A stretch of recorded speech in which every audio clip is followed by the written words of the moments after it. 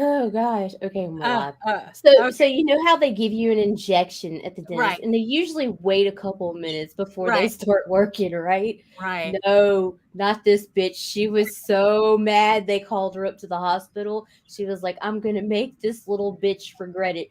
That fucking cunt. The second the needle came out my mouth, she was pushing and fucking banging and everything else trying to get the fucking abscess out of my mouth. It was fucking disgusting, and she was brutal. She was brutal, Well, Daphne. Brutal. you really did get the dentist from Little Shop of Horrors. Oh, she was fucking mean, and I'm just like, but you know what? What? Lucky for me, to like the right when they placed the call, I had asked the nurse, "Can I get something for pain?" Right. And they came in and gave me morphine. And let me Ah, tell you something. For the first time in my life, I understood how people can be addicted to opiates. Because right. let me tell you, there was a sensation like I've never had before in my life. A Right. wave of heat radiated from the top of my head to the tip of my toes, and Uh-huh. instantly I felt nothing. And it was the Right. best feeling in the world for 5 minutes, and then it started making my stomach hurt. Oh, But wow. anyway, good Any morning, what? everyone. It is August 21st, No! 2023. See, Michael No. Lanning has now officially been married to me for 19 years, Oh, and it's his congratulations. fucking birthday. Congratulations. Congratulations. You're he survived both experiences. Oh, shit. Oh my goodness. I don't even remember how to do this. You want to do this? No. Some- Are you ready for this, Nita? I guess. Here we go. Okay.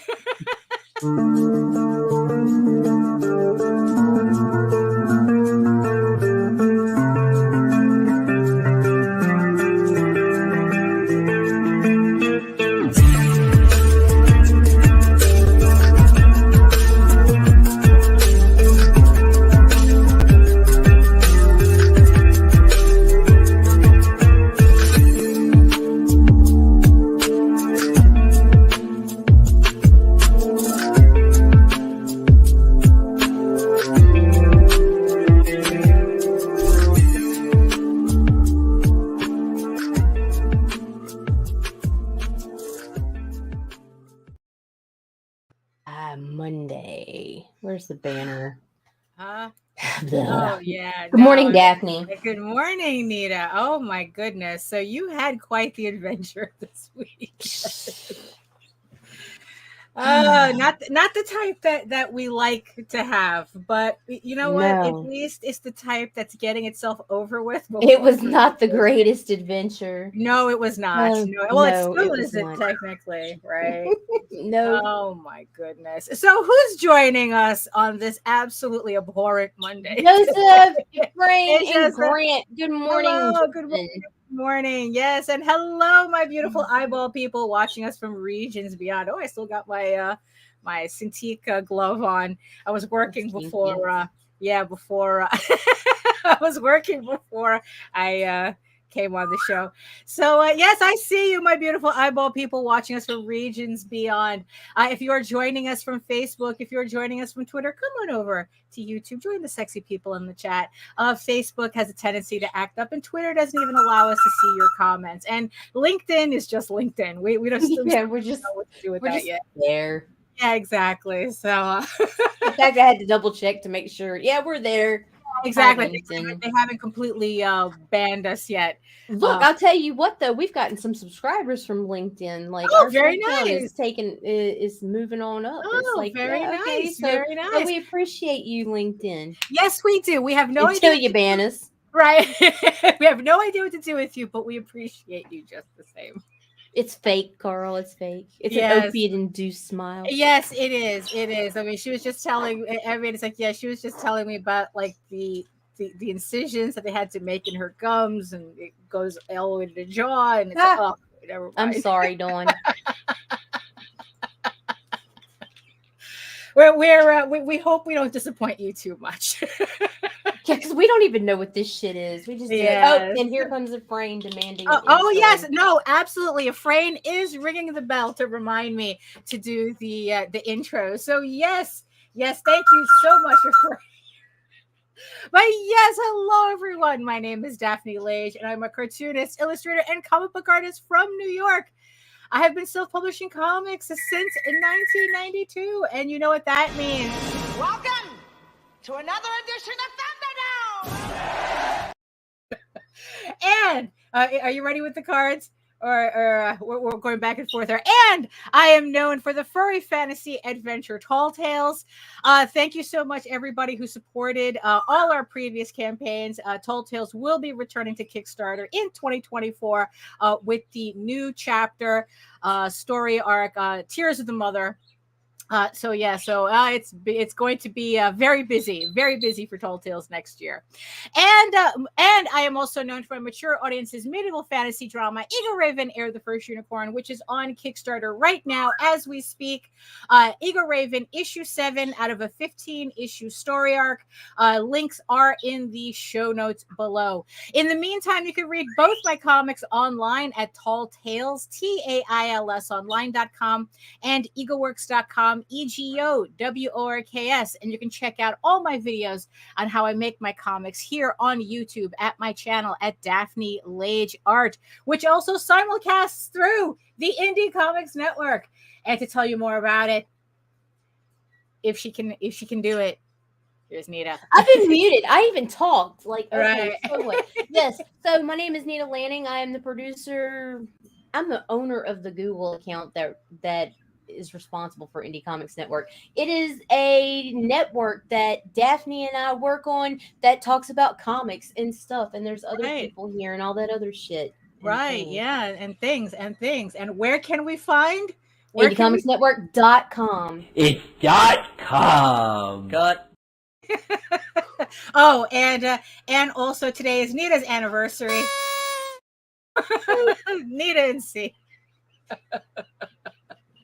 So very nice. 19 years of whatever the fuck that's been. Wow, that's well, hey, it's like people, hey, congratulations, Nita. Congratulations. He's the one that needs to be congratulated. He's the winner in this. Well, there you go. Nah, Well. So yeah, also, yes. So I'm going to try something a little bit different when we're going through the housekeeping. Because I did this on Friday, and it kind of worked out really well because I'm using my Wacom as kind of like a second monitor. And so speaking of all of the Kickstarters, I have a bunch of Kickstarters that maybe we can go through really quickly. So as I said before, EGORAVEN, Heir the First Unicorn issue 7 is on Kickstarter right now. Thank you so much to the 125 people who finally got me over the 3K mark, $3,057. Thank you so much. We've unlocked the art print for everybody. Physical backers will get the art print put into their orders. Digital backers will get a digital PDF of the art print. So thank you so much. I have to start thinking about the next stretch goal. I don't know. Can we do this again? Good morning, Robert. Can we do this again at 5K? I don't know. I'm gonna have to think of something. So EGORAVEN, Heir the First Unicorn on Kickstarter right now. Also on Kickstarter, the Oswald Chronicles. I was there, and I remember issues 1 through 4, plus the issues 1 and 2 of The Light That Attracts, the campaign that didn't make it when we tried to launch it the first time because of a glitch, but it has been combined into this one campaign. So there's a lot of books on this campaign. There's 6 books on this campaign now, technically. So thank you so much to 52 backers, raising $15.86 on this campaign. Again, all links are in the show notes below. And for those of you who've been waiting incredibly impatiently since last year, since we made the joke of it on Facebook, EGORAVEN, Medieval Unicorn Viking Slut, the 3 comics short set, is on Kickstarter in pre-launch. This campaign launches September 25th. So all of you have been waiting for this more naughty version of EGORAVEN. Yeah, it's like pre-launch. It is on pre-launch right now, and I am diligently working on it right now. So that is also on pre-launch, and of course, its sister campaign, Sky of Thorns, an epic fantasy romance special edition, a 3-volume fantasy romance that was also launching September 25th at the same time as my campaign. And if you back both campaigns, you will be able to get a collaboration print of that you can only get by supporting both our campaigns. So again, this one is also on pre-launch. So make sure you hit that green button right here.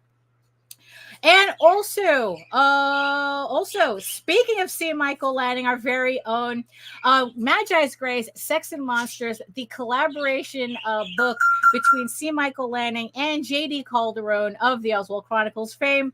They've gotten together to do a 4-issue limited series about a pair of monster hunters who are investigating some strange goings-on a seaside town, because that's where all the strange goings-on always seem to happen. So again, this one is on pre-launch as well. This one actually might be launching next Monday. So hit the notify button so that you get an email when the campaign goes live. Also yesterday on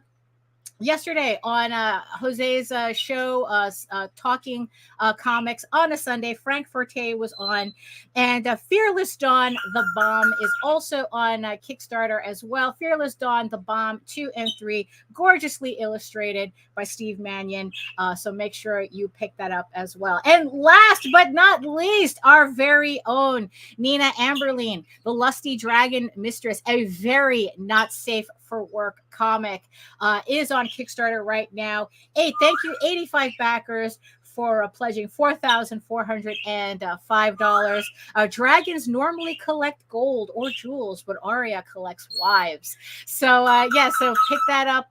It originally was serialized on I think it was Webtoons. No, not Webtoons. It was originally a webcomic that she is now collecting for the first time in a trade paperback. So there you have it. These are all the campaigns that we have so far. All the links are in the show notes below. And remember that if you have a campaign that you would like to promote, we have a Facebook group solely for that, that you can post all your links to all your books and all your crowd funds for everybody to see. And maybe we might feature it on either the vlogs or on a new show that Nita is also doing as well later with Heather. So do you want to go through more of the housekeeping before we start rambling for real? No, okay. So all right. So also one last thing, I will be at Baltimore Comic Con September 8th through the 10th at the Baltimore Convention Center. I will be in the Artist Alley at table H28. I almost forgot my own table. So I will have copies of EGORAVEN and Tall Tales and some of my furry sketchbooks that are on its last copies. And once they're gone, they're gone. So if you want to pick any of that stuff up, come on over to Baltimore Comic Con and we'll have a good time.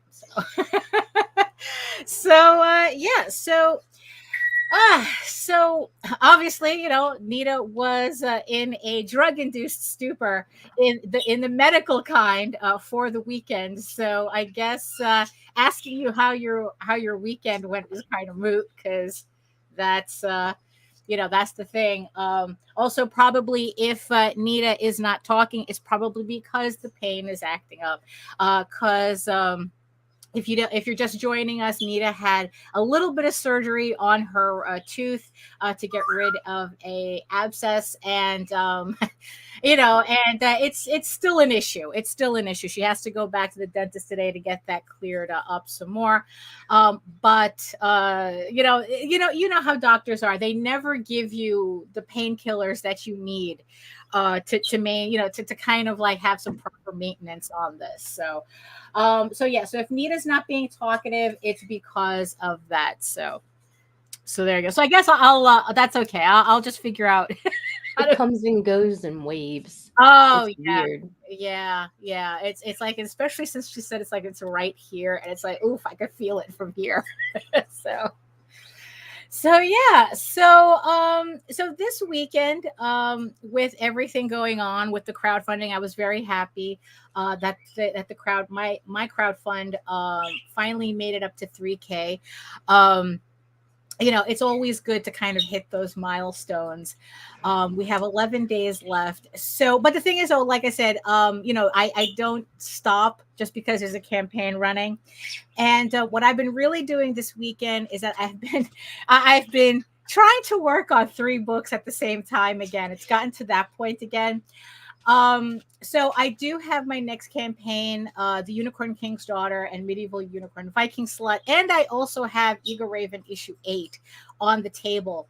And this weekend, I actually started flatting pages for those 3 books. And I am just like so excited because everything is finally coming together. It's like sometimes doing the shading is kind of like the boring part because nothing's really going on. I'm just, putting in the layers and whatnot. So, but this weekend, yesterday, it's like I was so in the zone. I did like 7 pages between 3 books. And I just have to show you what these pages are looking like. So this is, my pride and joy. So this is a double splash page from The Unicorn King's Daughter. I know that I've been showing everybody the black and white version of this and the pre-coloring version of this. Well, this is the final. These are what the final pages are going to look like. After they're done, and I couldn't be happier. The flatting is going along a lot faster than I expected, because I guess in the end it helps if you do your elements very simply. It's a lot. Yeah, I just find it a lot easier to flat. It's not like my older pages where I just had like a little too much going on and just a lot of too much things. And it would take forever for me to flat. But I guess I'm getting used to like doing this work digitally. And I think it's really showing. So yeah, although the piece itself, the piece itself of this, I did it by hand. This is all hand inked that I'm coloring in the computer. But yeah, so this is so if you're curious as to what some of the final pages of medieval this is The Unicorn King's Daughter, which is the parody book. This is what it's going to look. This is what it's going to look like, and I'm just very, very chuffed with it. And if those of you who are wondering what the pages for Medieval Unicorn Viking Slut is going to look like, so this is another one of the pages that I colored, and I just had to laugh at using emojis.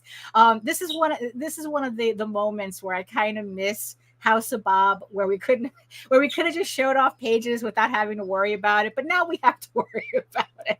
Actually, it seemed like we had to worry about it then. So so this is also one of the pages for Medieval Unicorn Viking Slut. This is the adults only supplement that's also going to be a part of the campaign that opens. Oh, thank you very much, Patrick. Thank you. Yes, and the werewolf dude appears. Yes, he does. Yes, thank you very much.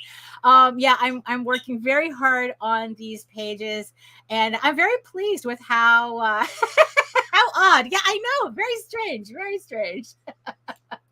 And I'm very pleased, and I do have 2 pages already into issue 8. I know that I have spoken in the past when I started working in Clip Studio Paint. Issue 8 is probably the very first fully digital EGORAVEN issue that I'm doing. Well, the Medieval Unicorn Viking Slut was my first test into doing fully digital pages.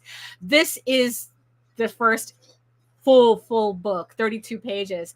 And I had said that I wasn't sure whether working in Clip Studio Paint was making my process faster.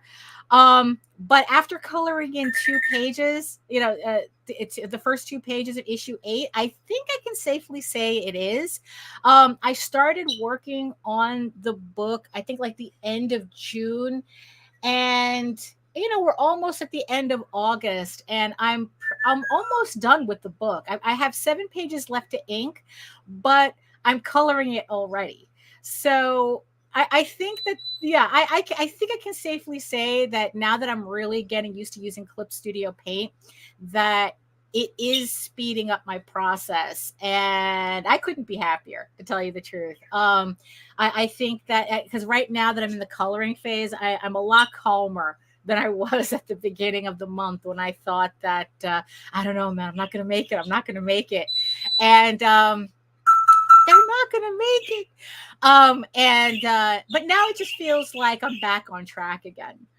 So I'm really happy with that. So another thing that I have been working on is, I was reading a little bit ahead on this book, the 1 Hour Content Plan. Eventually, it's kind of a slow process because it does require you to really think about what you're doing when you're marketing. And it's like I was recommended this book by Tyler Carpenter, and to tell you the truth, now I understand why he swears by it, and now I swear by it. And especially also this weekend, hearing other people talking about their campaign really made me think about this book. It's like there's always a lot of campaigns. Like how many campaigns do you think launch at any given time on Kickstarter? Like 200? Yeah, around like 200 campaigns.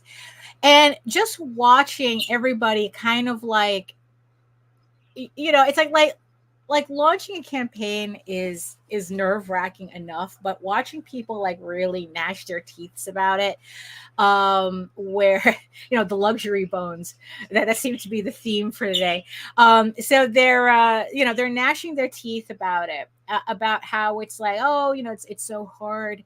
It's getting harder and harder to fund, and this, that, and the other thing. It's like it's a lot of people are coming on to Kickstarter, and so there's a lot of competition, and even though Kickstarter themselves had said that there's a lot more books, that they're saying that more books are being funded now, where before that the comic section had like a 65% success funding rate. Now it's up to 75. But I think what it is too is that there's a lot more people coming onto Kickstarter, and more people are pledging to them, and helping them fund, but kind of like at what expense? Does that mean like more people getting funded? Does that mean that as a whole we're seeing less money being, like per individual campaign? I know that I know that there are the top people who are not worrying about that. They're doing fine. There are people who it's like that they're actually seeing their best Kickstarters yet, as of yet. So, it's like, everything has to be like, okay, it's like, it's not really, I'm only speaking generally. I'm not speaking, for individuals, I guess, when it comes to, is Kickstarter harder to fund on? And that's the thing, is I guess it depends on who you talk to. But the funny thing is that between thinking about this and reading the book, so the latest chapter that I'm reading, so already it's having me like preconceive, in my case, YouTube videos and topics that I want to talk about for like a year's worth of topics that I want to do videos on. And then the next chapter after that is talking about, okay, how do we schedule this? How do we put how do we make this commitment an actual commitment? It's like, so she's talking about it's like setting goals per quarter, deciding that you're going to start doing, well, that I'm going to start doing these videos, and then like, okay, what's my goal for like the next 4 months, and every 4 months after that, and then trying to like, I guess, reach those goals. But it's like I'm still kind of sussing things out. But so watching my campaign right now, I had like a really, really weird epiphany, I guess, with all this information that especially has been coming in, especially this weekend. And Jose has spoken about that, that the biggest issue that he sees is that people are not willing to accept that there might be a ceiling for what they're doing. And, that it's like, and people think that if they just bash their heads hard enough against that ceiling, they'll be able to break through it. But, it's kind of like, what's the definition of insanity, right? It's doing the same thing over and over and over again and thinking you're going to get a different result each time. And, and it's very easy with Kickstarter to kind of like get caught up in that trap where it's like, I've done like 30 something Kickstarters, and each time I'm trying to do something different, to kind of make that needle move. I was like, okay, well, I didn't do this last time, but this happened. And what if I did this? Would this happen? What if I didn't do something? Would this happen? And, and I see just as many people run multiple campaigns where they're literally just doing the same thing over and over and over again, but then complaining each time that, oh, it was supposed to be different this time. But it's like, well, what are you doing different this time? No, I'm doing the same thing I did last time, but somehow it was supposed to be different. And this is just people like ignoring the patterns that are evident when you do, when you do campaigns long enough. There are patterns that emerge. And it's just kind of funny, but not in a ha-ha kind of way, how so many people ignore those patterns because the patterns contradict the reality of the patterns, contradict the fantasy they have of their business. It's like they have a fantasy that they're living in, that they see themselves as, in terms of doing these crowdfunders. And they are not going to let any piece of reality come in and break that fantasy. And then what happens is that they get incredibly frustrated as to why reality is not meeting their fantasy when it's supposed to be the other way around. It's like, no, you're supposed to adjust your fantasy to what the reality is and then change your behavior, or what you need to do according to that information. And I think that that's why we're seeing a lot of people panicking, because it's like their fantasy of what they think their comics career should look like is clashing against the reality of what's really happening, and that's something I had to think about too. I've said before that if I were to do these campaigns again, the one thing that I would have done was save the trade paperback for the very end. Honestly, that's the one change I would. And never talked about it coming. Yeah, because if there's one pattern that I am seeing is that for my campaigns, I'm pretty much like, I have this like kind of like an average amount of backers, but ever since I did my first trade paperback, the amount of money that I've been raising has been kind of like backsliding. And from what I can tell from my numbers, it's not because I'm losing backers, but it's because more people are backing my PDF levels waiting for the trade paperback. Or at least that's my assumption. that they're waiting for the trade paperback, but at the same time, they want to support me in the meantime. So that was kind of like, oh, okay. So that was kind of interesting to realize. It's like, yeah, okay. So in the end, it's like if I had to do it all over again, I would have saved trade paperback for last. I would do the 15 issues first, then the trades. But, here we are, right? This is the reality that I'm facing right now. So it's like, yeah, so I just have to kind of like massage the individual issue campaigns as much as I can. Oh, here we go. Nicholas is going, it seems people fixate on the huge campaigns and lose sight of the real sustainability of getting an established brand. Yeah, I think so. Right. And another huge problem is these people think that in establishing their brand means they need to talk more about their campaigns. If you're just it's that hitting that ceiling and looking like an idiot doing the same thing over and over again. Yeah, they're overkilling it. Yeah, I find and also I'm sorry. Go ahead.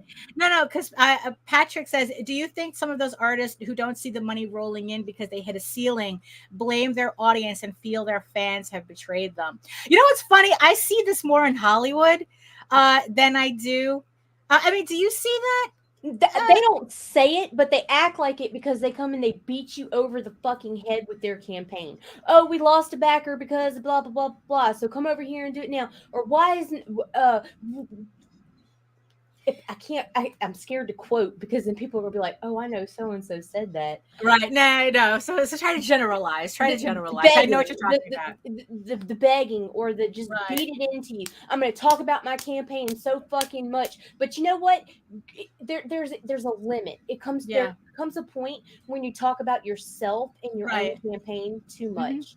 And it really starts to, especially people that have multiple campaigns a year, it's like sometimes people y'all need to take a fucking breath, right? Yeah, no, it's true.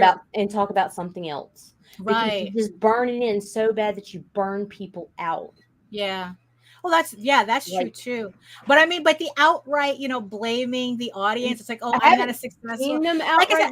I've seen Hollywood do that. Yeah, no, because that's what I said. Because like there were some. I don't know. It's like there were some people recently, some directors saying that that their movies are too smart for their audience or audiences. How many groups just feel like rooms of carnival barkers yelling at each other? If you are just living commercials with no depth. It's true.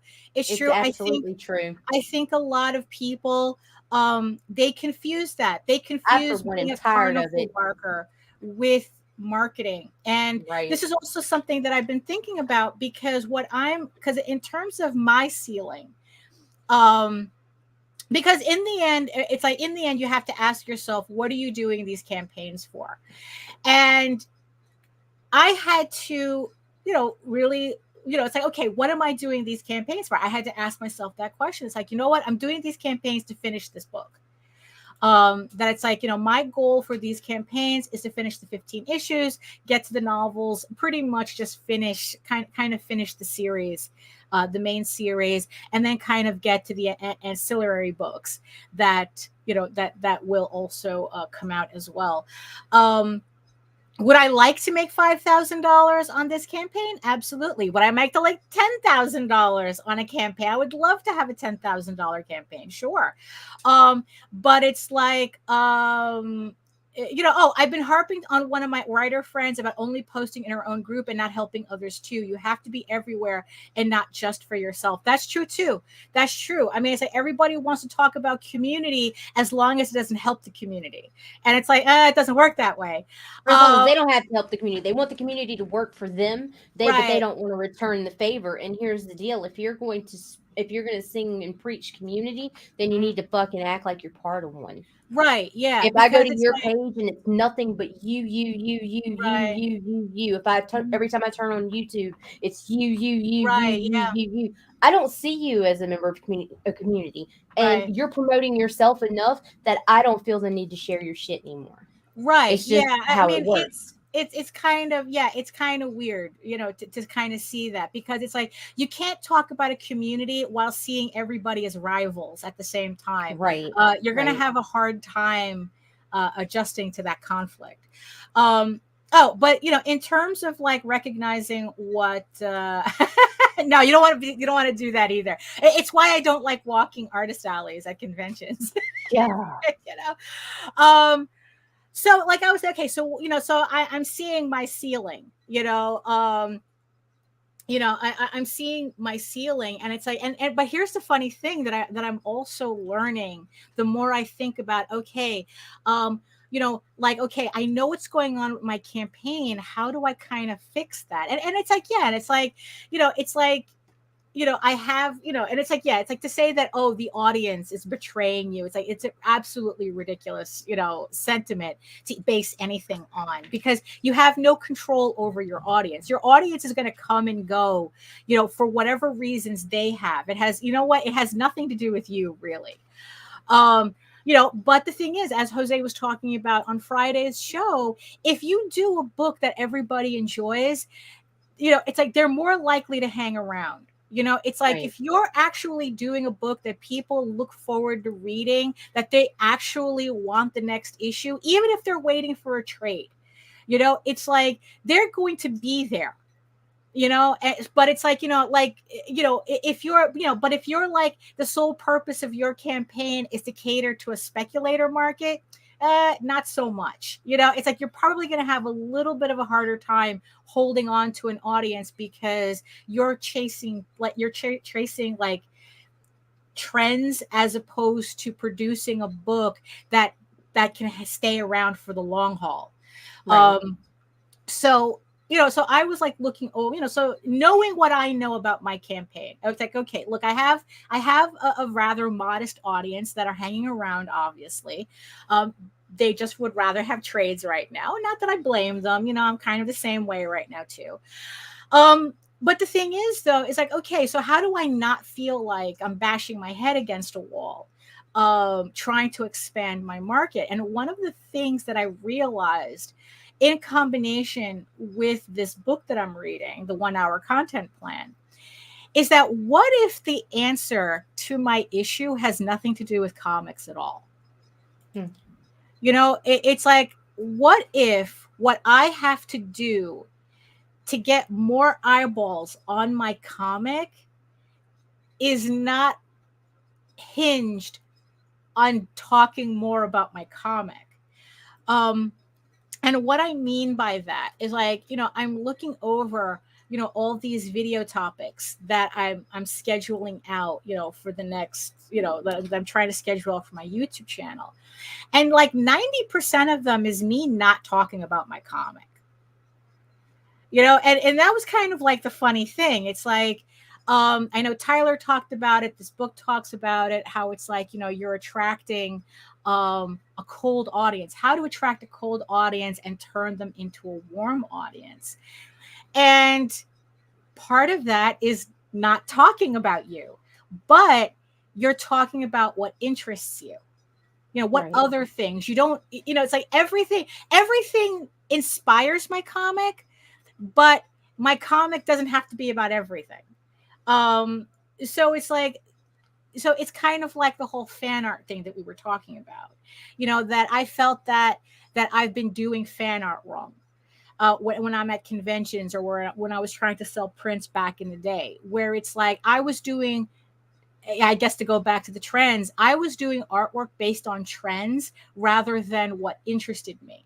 And what happened is I ended up burning out really, really quick on that. And I felt like I was wasting my time with that work, because it's like, yeah, I have these people asking for they want my print of Deadpool, but I can't seem to transfer them over to being interested in my other work. And only now am I realizing, it's like, well, I don't give a shit about Deadpool. Why am I? It's like, so why should, and it's like, why should the people who collect Deadpool give a shit about my work outside of that?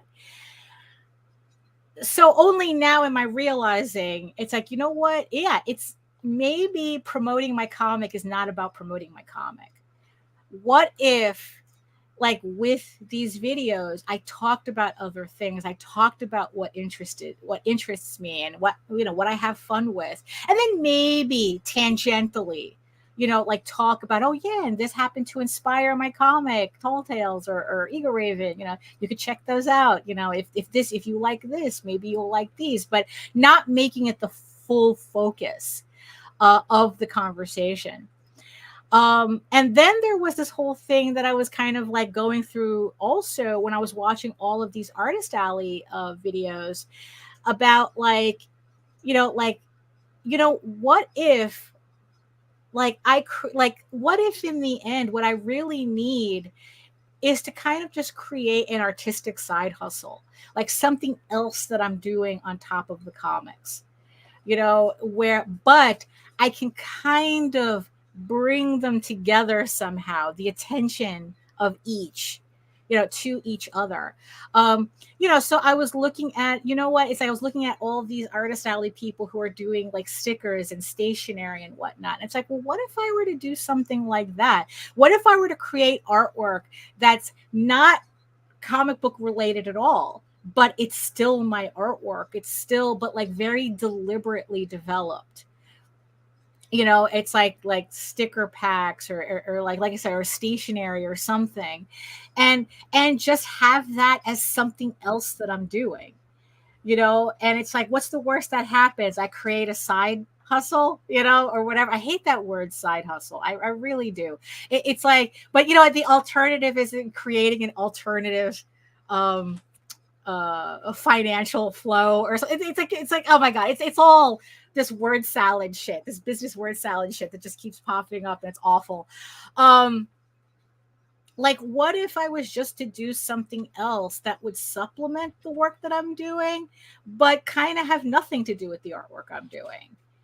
And then it's like, would in a strange way that expand my audience, that I might be able to get those people to also be interested in my comics? You know what I mean? I mean, it's like, I think that sometimes we get so wrapped up to, it's all about the comics. We're doing comics, that we kind of like keep butting our heads against how do we be successful comic book people, as opposed to, well, how do we just be successful creators? Maybe comic books is just an aspect of what we do, not the entirety of it. And maybe we're kind of like, maybe sometimes when we panic about our crowdfunders and, it's like, oh, why isn't it making the money that I feel I'm entitled to? Which is also part of the problem too. People think that they're entitled to a certain level of success. Nicholas goes, you have to diversify your presentations. Your art is your skill, but your IP should be marketed wherever and however you can. And you identify IS as a type of IP. I think I'm missing something. You identify IS? What's IS? It's like, like I said, a lot of your identity is the type of IP. Oh, okay. Oh, is. Oh, look at that. I'm confusing. What you see? You say thank you. It was actually a word I was looking at. Is. It's like there's so much marketing gobbledygook out there that it's like, you see, I can't even, sometimes I can't even recognize real words.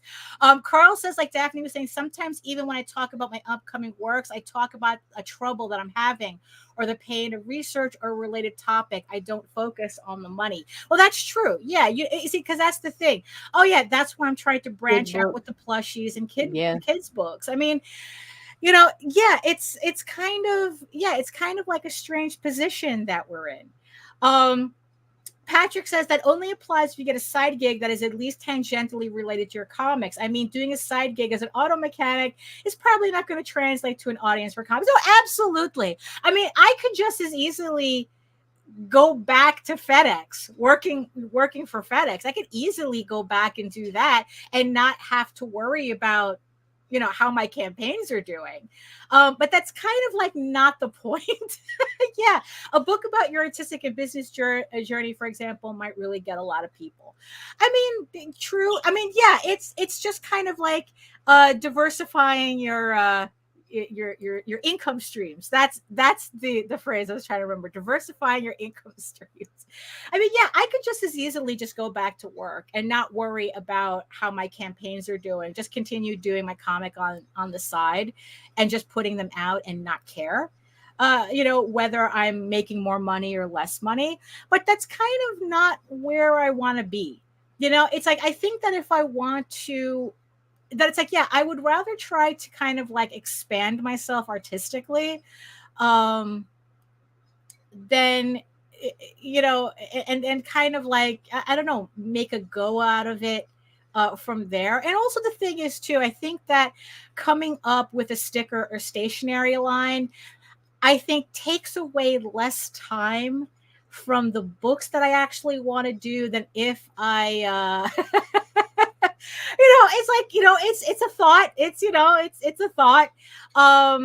You see, I don't role play, so it's not something that like personally interests me, at all. It's like I'm not one that's into games or puzzles. Well, I kind of like puzzles, but not, more Tetris-y type than anything. But yeah, it's just trying to find things that I think that it's like I can expand on without taking time away. Like, I can design stickers without an issue. Right. That's not going to take time away from my books, like the way having a 9-to-5 job would. Like, talk about an upheaval in my schedule if I were to do that. We're talking about like what I'm able to work on every single day.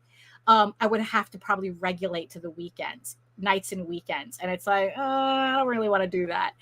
But if I can like do something different, that's artistically related, that I could do from home, I think that that's a lot better. And I think that, that's kind of like a way of gaining a bigger audience that would eventually be interested in my comics, kind of like the long way. It's like, where it's like, could I get people to come in through like more generic, like pop culture videos and sticker sets or stationery or something, and then they go, oh, you do comics too? That's cool. It's like, let me check this out. Right.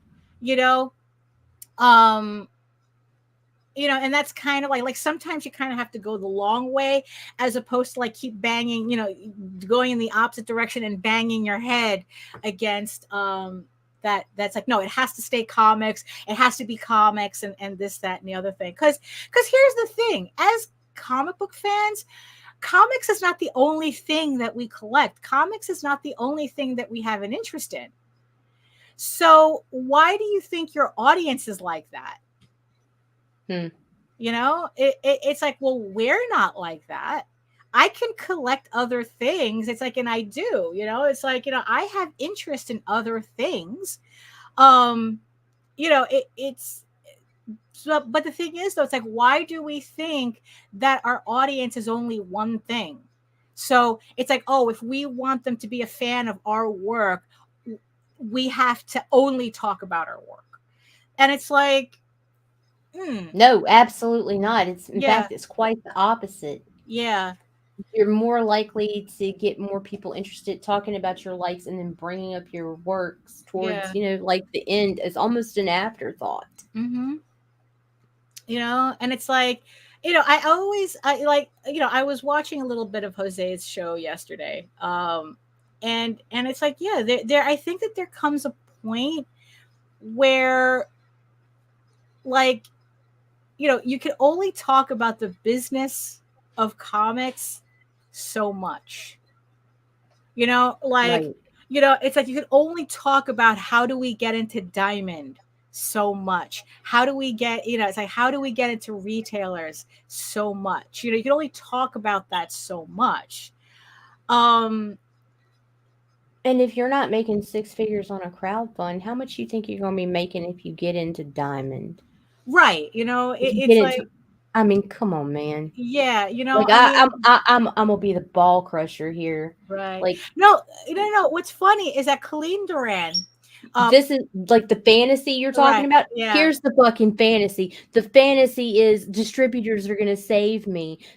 Being in stores is gonna save me. No, right, reality is you're probably gonna sell about the same amount of comics and make less than half. yeah, yeah. That it's Sorry. like, yeah, that it's like And you all take these this, guys yeah, sitting there doing this. You want to talk about hitting the ceiling? All these guys right, so worried about it. I gotta get into the direct market. I gotta get seen. I gotta do this. I gotta. right, Guess what, buddy? If the direct market, if the distributors think, if they follow crowdfunding, yeah, believe they me, do, they they do. do, If they think that your IP is worth their time and their money, they're going to find you. They're going to reach out to you. that's The true. 400 fucking calls a month, whatever, 600 calls a month, Yeah, I know. that is that Who you has are time for that? wasting your fucking time. Yeah, Get to work, put your head down, enjoy the crowdfunding market while you can. It's there. Take advantage of it. right, yeah, Utilize it. Stop yeah, worrying about what's yeah, over here. What's over here isn't going to work for you.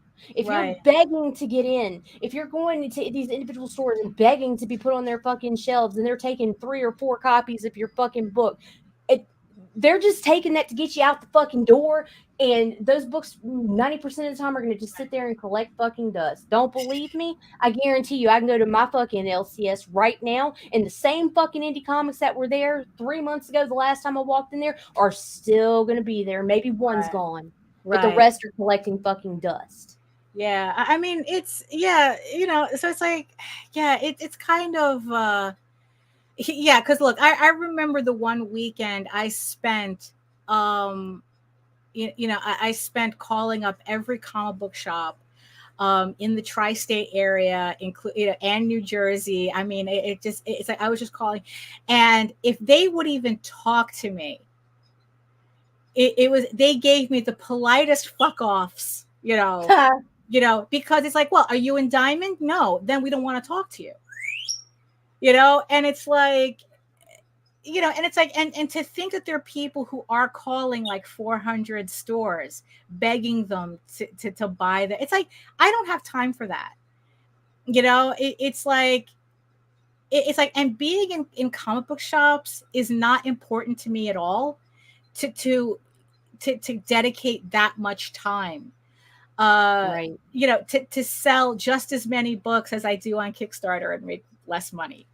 That's right. Because Diamond is going to It's take cut the stealing my stores time because too. it's like, And that's the like, thing. yeah, Yeah, now it's stealing my time too. exactly. It's Exactly. not just making half the money. Now you're taking away time from me because I have to be on the phone with people who could care less about. Look, I couldn't even get a store to put fucking postcards about my comic on their counter. It's like, you know what? I'm not fighting.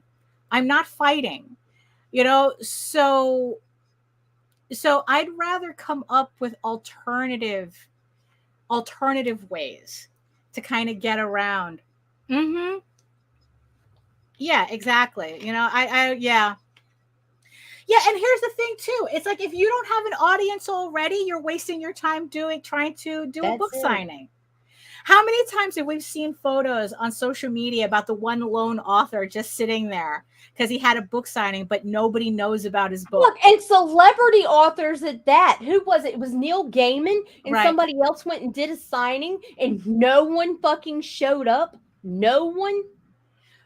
That's weird. That's Like, weird. like there were a couple people that walked in and were like, "Oh, hey, oh wow, okay," but nobody was there. There wasn't this massive line. I It was mean, just like, really? I mean, it's like, that sounds like something like one of those pranks that they do where a celebrity just shows up somewhere, and like, that sounds like that they just showed up and didn't tell anybody, and it's who just supposed knows? to But show you how even nobody still, really knows about you until you point it out, kind of thing.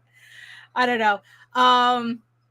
Yeah, no, because speaking of Neil Gaiman, so they have a book out. Neil Gaiman and Calderon has a book out on Kickstarter right now. Good Omens. It's going to be a comic book adaptation of the Terry Pratchett book that Neil Gaiman did with Terry. Well, yeah, the book that Neil Gaiman did with Terry Pratchett. And Colleen Doran had said the reason why, and people were surprised it was on Kickstarter. And what it is that it's a book that they're doing that's being published through Terry Pratchett's, I guess he passed, it's like his foundation or whatnot, that they have their own publishing house. I guess kind of similar to what Brandon Sanderson, the guy who made like $1 bazillion on, he made like $30 million on Kickstarter. It was Neil Gaiman and Terry Pratchett. That no one showed up. Oh, wow. Okay.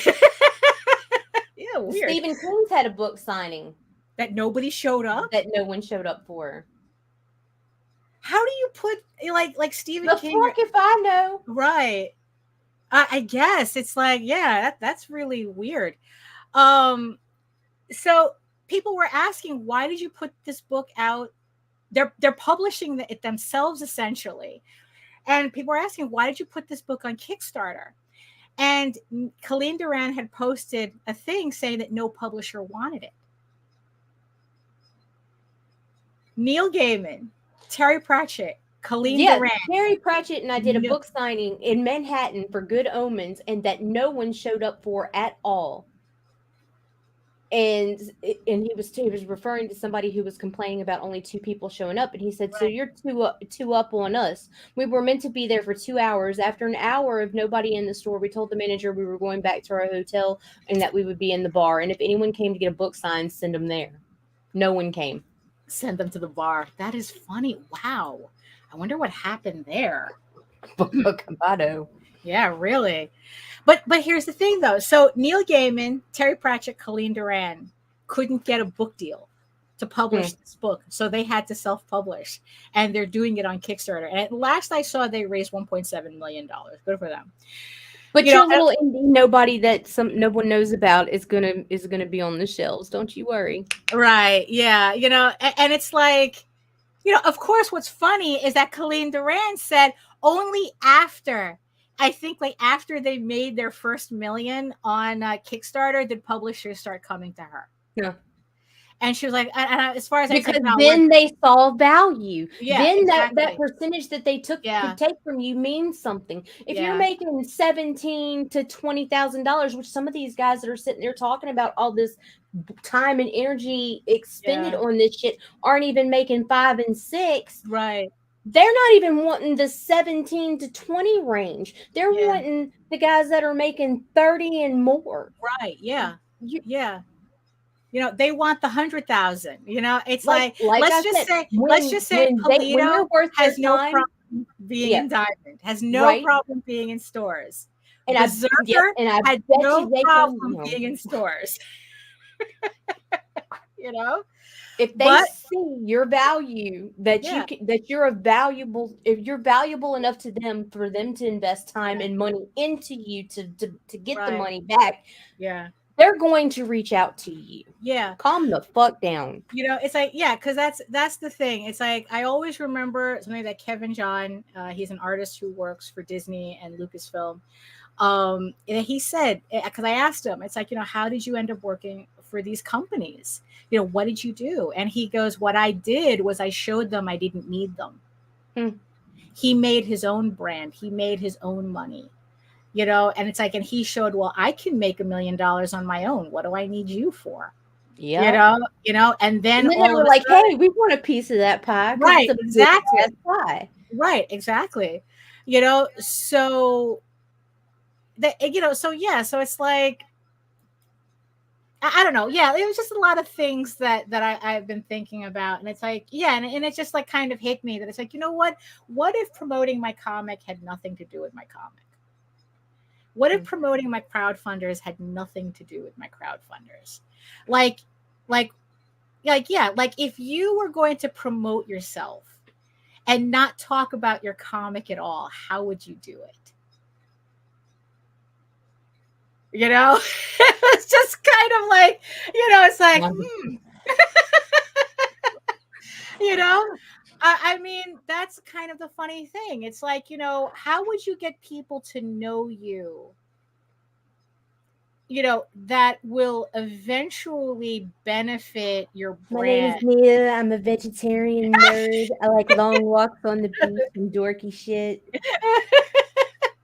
I'm serious, but you know what? Like, You're probably not that far off, because it's like, yeah, my list for my YouTube topics is kind of like that, Then it's like, and I know like a lot of people bristle at that. Oh, I don't want to talk about me. I want to talk about my book. I'm selling a book. I'm not selling me. But it's like that's, well, welcome to social media though. right. That's Right. if social media is going to be the way people find you, you kind of have to be social, right? Yeah, exactly. Yeah, I like that. You Exactly. absolutely do. Like, when did you first realize you had these nerdy ass tendencies? Oh, I was 11 years old, and the librarian handed me a copy of Flowers in the Attic, and I was Oh like, no. Well, yeah, that's true. That's true. That's true. That's how it works. Absolutely. Well, technically, it wasn't the librarian. We heard about it from our other corny ass friends who were reading this book, and we decided to find it in the library, and hoping the librarian wouldn't find this us. book is for my mom. I'm checking out this Sweet Valley High book as cover. Yeah. I mean, what's really funny too. There was something that Randy had said on the show yesterday that also was like pretty fun. Well, not pretty funny, but just something like he was saying the reason why manga is pretty much kicking Western comics ass is the fact that manga fans talk about the manga they really like reading. Mm-hmm. They're constantly recommending books. They're constantly talking about, oh, you need to read Chainsaw Man. You need to read, Attack on Titan. You need to read Naruto, whatever the fuck else that they're Monster. Monster, yeah, Monster's one, is. yeah. It's like, but that's how like I find out like what manga is kind of like I don't follow like manga heads technically, but I end up knowing about these books because so many people are talking about it, like Vinland Saga.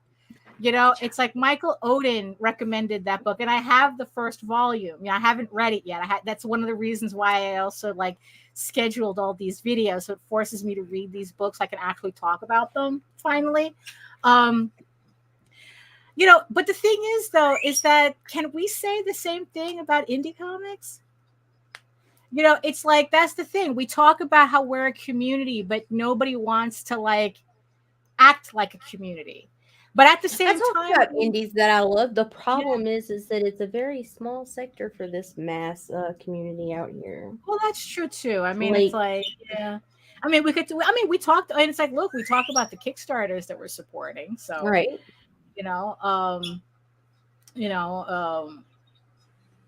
mean, I don't know. It's just like I said. It's like I just been thinking a lot about like, yeah, it's like, you know what? How do we promote without being carnival barkers? And there's a diversity of genre, in manga that we tend to not. It's there in indie comics, but it's small. Yeah, that's true. It's small. Too, yeah. That you can find a manga about anything. Yeah, anything. Yeah. You can't always find that with an indie comic, and when you do find those little offset weird ones or whatever, they're either poorly written or poorly drawn. Right. Which was an issue that and seriously, it's superheroes. I mean, yeah, I don't know. I'm about to alienate 50% of our viewership. Yeah, we're not even for another day. I'm gonna nix that one. Yeah, that's a conversation for another day. I mean, did you know that comic book store? Oh yeah. Oh, sorry. What happened? What happened? The comic book store, like, there's some comic book stores that are no longer carrying Funko Pops because they oversaturated the market. That's how I feel about superheroes. Well, that's true too. Yeah, but yeah, that's kind of a discussion for another day. We're already past the top of the hour, and shut up, Nita. Well, it's like we're pretty much here just waxing poetic, and it's like, I think it's those are my thoughts. Do you have any final thoughts on my thoughts? I'm good. Yeah, good. Yeah.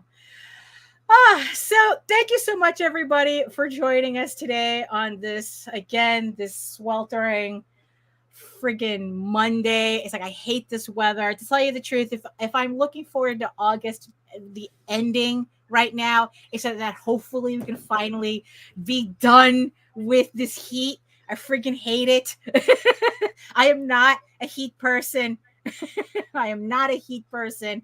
I much prefer to, at least with if I'm cold, I can put a sweater on, I can put a blanket on, but it's like, yeah, that's true, Nicholas. That's true. It's like, but in the heat, it's like everything is just all sticky and a mess. And that's kind of how I feel like right now. So thank you, everybody in the chat. Thank you, Nicholas. Yes, there's always better days. Always, any day above ground is a good day. So we must always remember that.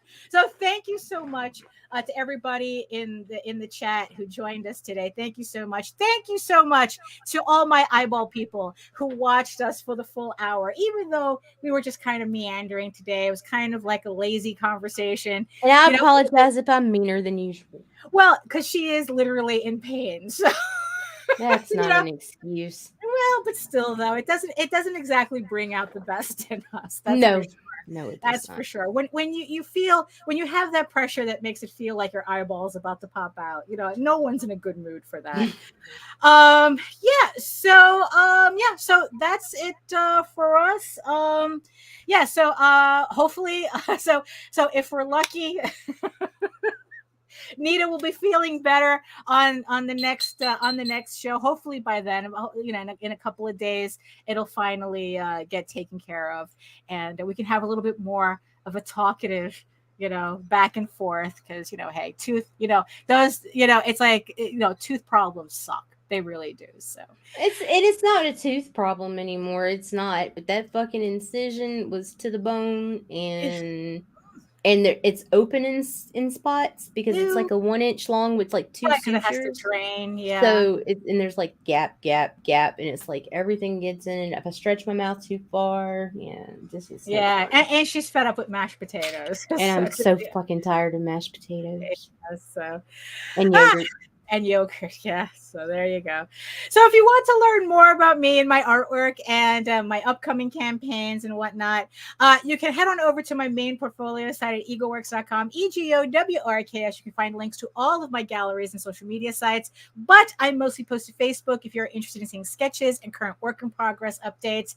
And you can also find me on YouTube for videos about how I do my comics, and my semi-weekly art live stream Wednesdays at 4 p.m. Eastern. I'm pretty sure I'll be running one this Wednesday. I didn't do one last week, but I will definitely be doing one this Wednesday. So join me at 4 p.m. where I will be probably flatting some more work. I'm trying to get these books finished by the end of the month, which is not that far off. We have like a week and a half left. So yes, I'll probably be doing that.